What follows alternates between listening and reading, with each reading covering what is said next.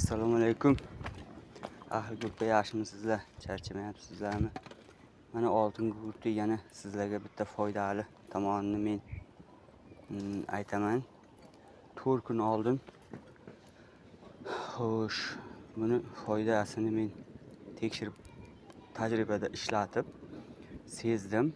Mana buni hozir iso tayyorlash jarayoni mana iso qilyapmiz. Xo'sh, 1 kilo so'ndirilmagan ohak, 2 kilo oltin gugurt solib qaynatyapmiz. Mana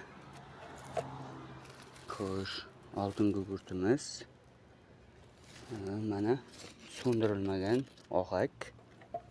O'shandan iso tayyorlaymiz. Endi shu qaynash davomida bir qaynashda tagini to'xtatmasdan kamida 5 soat, bo'lmasa 6 soat qaynatamiz.